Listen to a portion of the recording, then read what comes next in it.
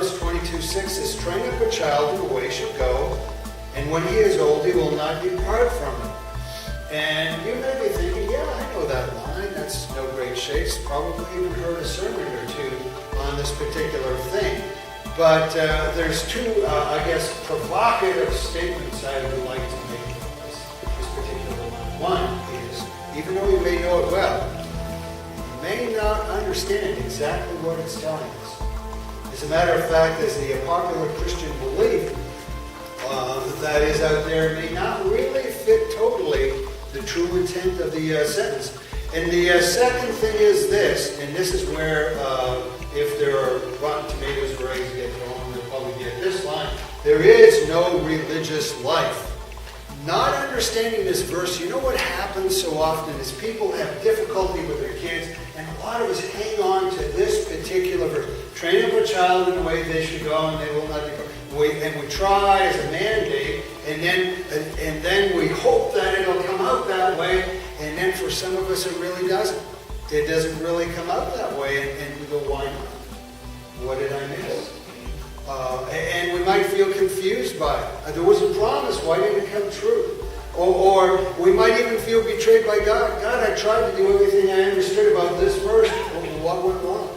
Well, and once again, for you scholars, for a free cup of raised coffee, who is the writer of this proverb?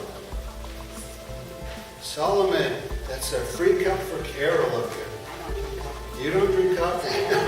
How come it always works like that? Your husband will take it for you. Solomon lived in a culture where there was no separation of religious or spiritual life from everyday life. If you look at how the ancient Hebrew people lived, and even the Orthodox Jews today, everything in the everyday was focused in with the spiritual, and the spiritual revolved around the everyday.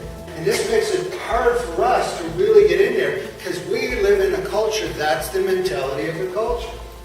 We have separation of church and state. We have Sundays, and then we have the rest of the week.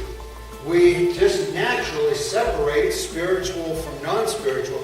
So we need to do a little reversal in our thinking to really understand where he's coming from. There is no spiritual life. There is only life infused with the spiritual. That is a big, big difference. It means that there's a spiritual footing, a spiritual essence, a spiritual element to everything you do. Well, what if I told you that in the New Testament it doesn't diminish in this concept, it actually intensifies? Consider this phrase, this claim from Colossians 1:17. And he is before all things. Okay, you can go that far. And in him all things consist. God didn't just create everything. He is holding it all together now. God doesn't exist because you believe in him. You exist because he believes in you.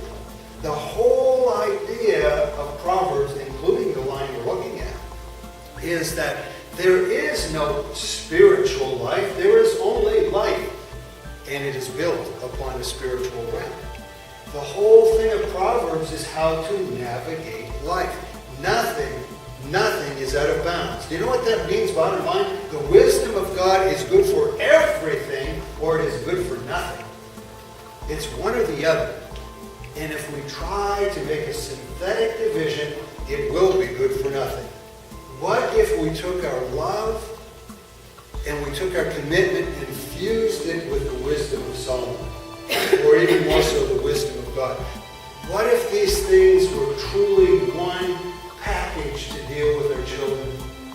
When we do that, then we can train them up. And then we can change a child, set a direction and a course, and that way we can change the world itself.